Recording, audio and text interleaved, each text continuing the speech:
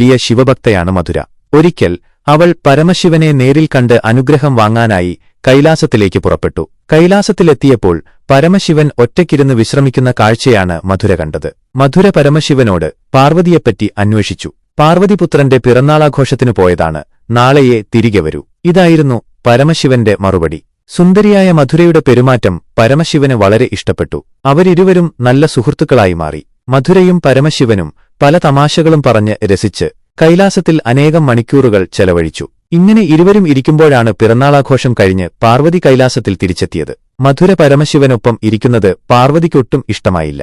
പാർവതിക്ക് മധുരയോട് കടുത്ത ദേഷ്യം തോന്നി. പാർവതി മധുരയെ ശപിച്ചു.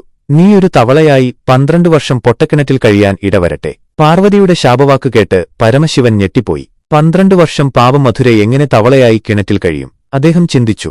ശാപം ഫലിച്ചു. തവളയായി മാറിയ മധുര കിണറ്റിൽ ജീവിതം തുടങ്ങി. താൻ കാരണമാണ് മധുരയ്ക്ക് ഈ അവസ്ഥ വന്നത് എന്നോർത്ത് ദുഃഖിതനായി തീർന്ന പരമശിവൻ പൊട്ടക്കിണറിനടുത്തെത്തി. 12 വർഷത്തിനു ശേഷം നീ ഒരു സ്ത്രീയായി മാറും. അപ്പോൾ പരാക്രമിയായ ഒരാൾ നിന്നെ വിവാഹം ചെയ്യാൻ വരും. പരമശിവൻ മധുരയെ അനുഗ്രഹിച്ചു. 12 വർഷക്കാലം മെല്ലെ കടന്നുപോയി. തവള ചെറുപ്രാണികളെയും തിന്ന് കിണറ്റിൽ കഴിഞ്ഞു. ഇക്കാലത്ത് ആ കിണറിന് സമീപത്തിരുന്ന് അസുരശില്പിയായ മയനും ഭാര്യ ഹേമയും കൂടി സന്താനഭാഗ്യത്തിനായി തപസ്സനുഷ്ഠിക്കുകയായിരുന്നു.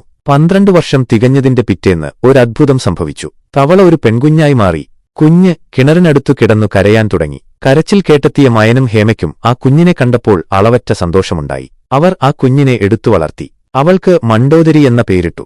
മയന്റെ കൊട്ടാരത്തിൽ ഒരു രാജകുമാരിയെപ്പോലെ അവൾ വളർന്നു. അനേക വർഷങ്ങൾ കടന്നുപോയി. മണ്ഡോദരി വളർന്നു സുന്ദരിയായ യുവതിയായിത്തീർന്നു. അങ്ങനെയിരിക്കെ ഒരിക്കൽ ലങ്കാരാജാവായ രാവണൻ മയന്റെ വീട്ടിലെത്തി. അവിടെ വച്ച് രാവണൻ മണ്ഡോദരിയെ കണ്ടു. അദ്ദേഹത്തിന് മണ്ഡോദരിയെ വളരെ ഇഷ്ടപ്പെട്ടു. എനിക്കിവളെ വിവാഹം ചെയ്തു തരാമോ? രാവണൻ മയനോട് ചോദിച്ചു. മയനും ഹേമയ്ക്കും അതു സമ്മതമായിരുന്നു. അവർ സന്തോഷത്തോടെ രാവണന് മണ്ഡോദരിയെ വിവാഹം ചെയ്തു കൊടുത്തു.